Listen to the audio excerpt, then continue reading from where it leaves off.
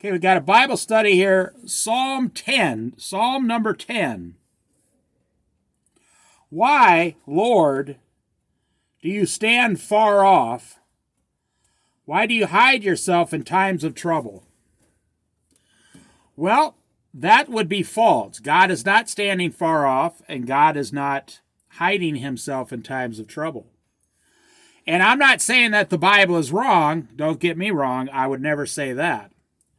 I'm saying when you, as a human, a person, a man or a woman, are stressed, you get all kinds of crazy thoughts in your head.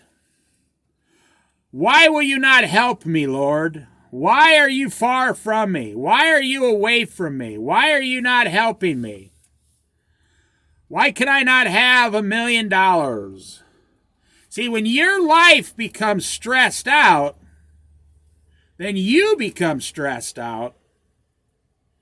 You start asking God all kinds of questions that don't make any sense. God is not far off. God, even for non-believers, you would be surprised how close God is standing right next to you. You say, I don't believe in God. Well, that's got nothing to do with it. That's like saying, I don't believe in the truth. Well, the truth is still the truth, whether you believe in it or not. Someone says, you got a hole in the bottom of your shoes. You say, I don't believe it. The hole is there or the hole is not there. It doesn't matter what you believe or do not believe. It only matters what is. Why, Lord, do you stand far off? Why do you hide yourself in times of trouble? The Lord does not hide himself in times of trouble. The Lord is not like you or me. The Lord is never anxious. The Lord is never troubled. The Lord is never confused. The Lord is never out of control. Let me say that again. The Lord is never out of control like we are. No. The Lord is in complete control of everything, believer and non-believer, good and bad. The sun comes up, the moon comes up. The Lord is in control of every single breath everyone takes.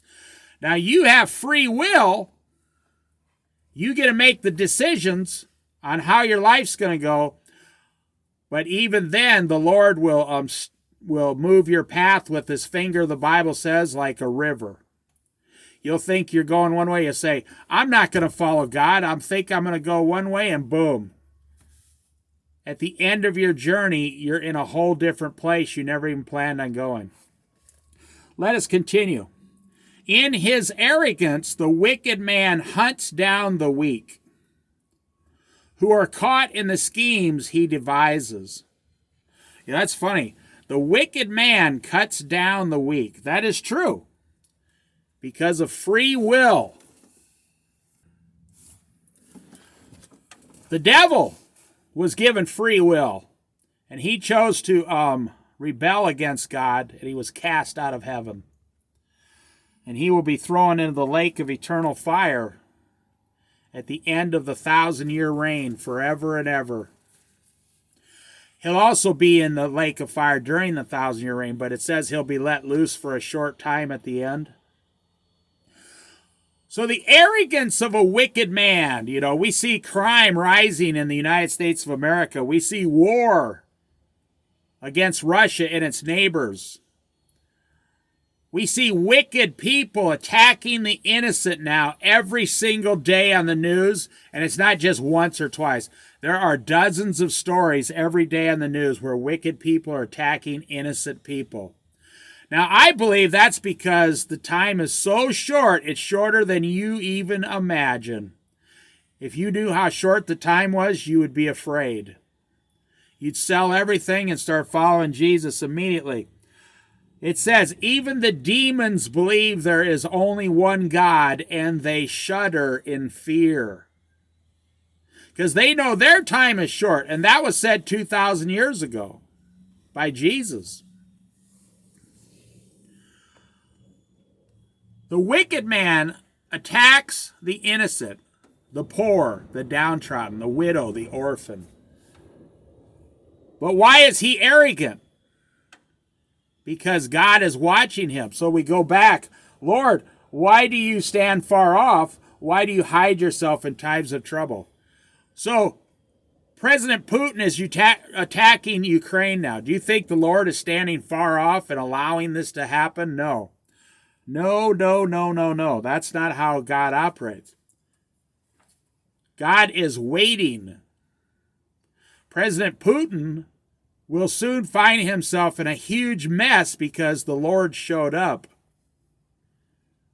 And see, the Lord always shows up and destroys the wicked, all through the Old Testament, all through the New Testament. That is one common theme about God, the creator of the heavens and the earth.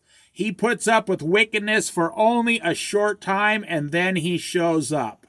Now, I'm going to say that one more time, and I want you to get fearful and shudder when you think about it. The Lord, the God, creator of heavens and earth, he only puts up with wickedness for a short time, and then he himself shows up with an iron scepter, and he cuts that wicked person down in half.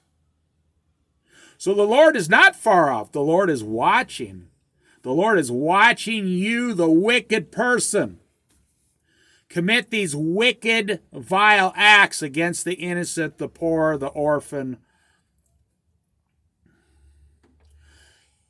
Let us continue, verse 3. He boasts about the cravings of his heart. He blesses the greedy and reviles the Lord. There you go, right there.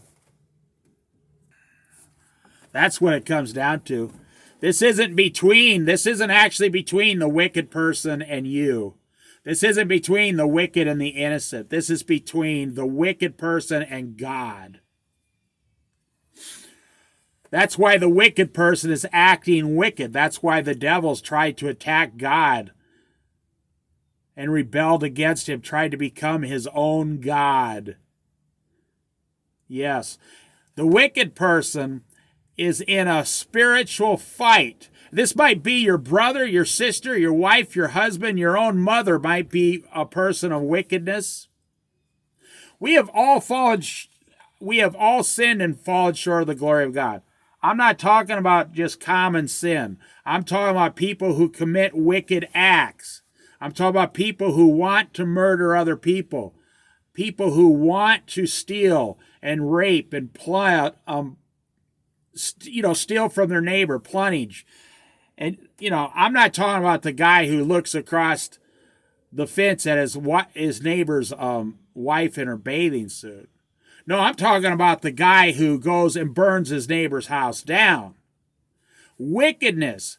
That's what Vladimir Putin's doing now. He's killing hundreds, maybe thousands of innocent people who have done absolutely nothing.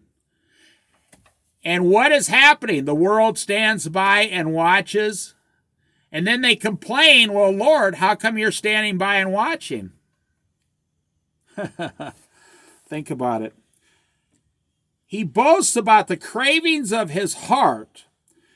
He blesses the greedy, those who follow him. He gives them part of the plunder.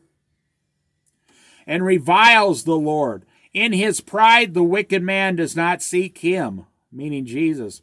In all his thoughts, there is no room for God.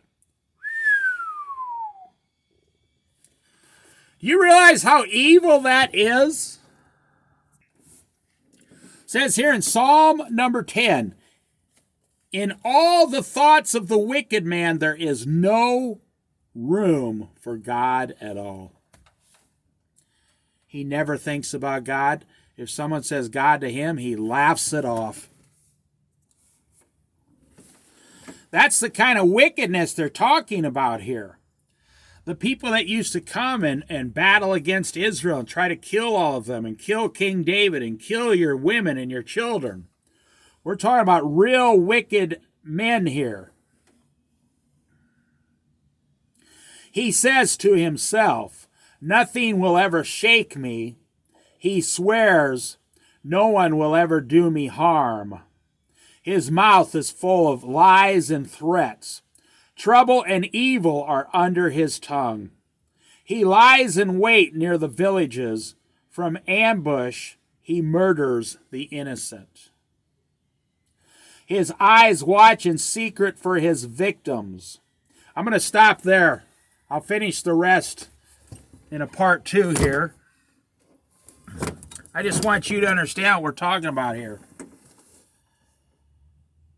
God is your only answer, my friend. God is your only answer on this earth. And I hope you read the Bible 7 days a week.